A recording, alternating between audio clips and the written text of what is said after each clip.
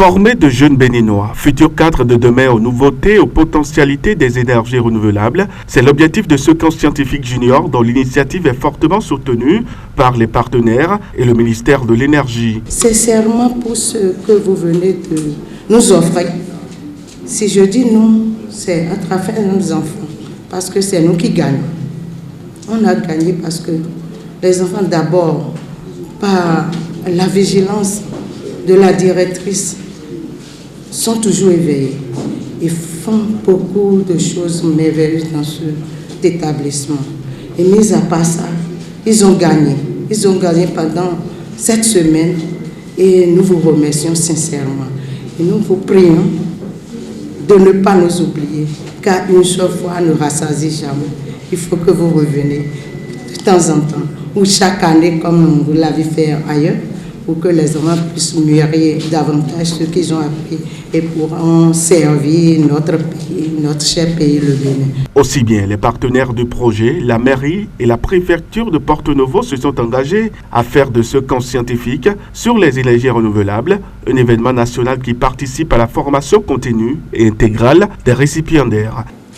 Au nom de mes camarades participants, je dis un spécial merci à tous ceux qui ont œuvré pour nous offrir une belle opportunité. Au premier jour, dans ce centre, on pensait qu'on allait nous ennuyer puisque certains parmi nous ne connaissaient pas les énergies renouvelables. Mais dès le premier jour, à notre grande surprise, on s'est vu mis au travail avec des notions qui nous donnent envie d'aller à la pratique et de même qu'une partie très amusante qui nous a très vite motivés à continuer avec les autres jours. Durant donc la période du camp, on a compris à travers qu'il y a deux types d'énergie, à savoir les énergies renouvelables et celles non renouvelables. Les énergies non renouvelables ne sont pas bonnes pour la terre qui nous abrite parce qu'elles la polluent et l'épuisent.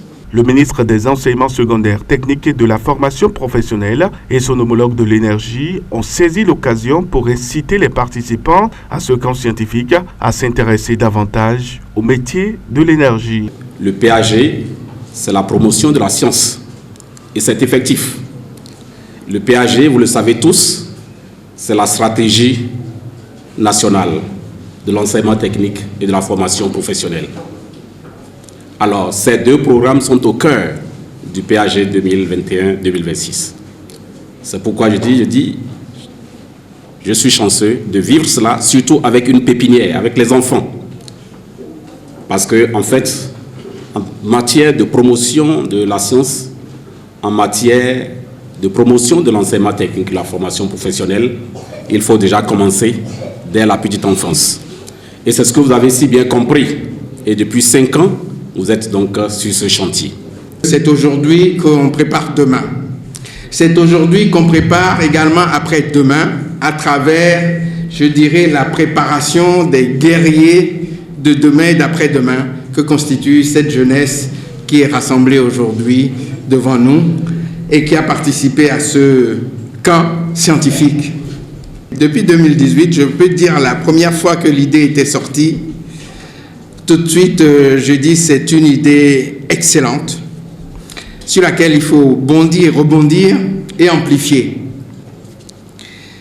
Avec ce qui a été raconté tout à l'heure par rapport à Porto-Novo, notre objectif, on doit viser tout le Bénin entier.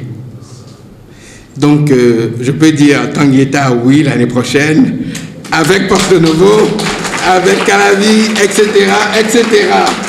À travers ces jeunes, je voudrais que demain, qu'il y ait parmi vous des gens à qui d'autres veulent ressembler. Vous devez sortir d'ici, non pas que des ministres, mais des scientifiques et des techniciens de haut rang. C'est possible.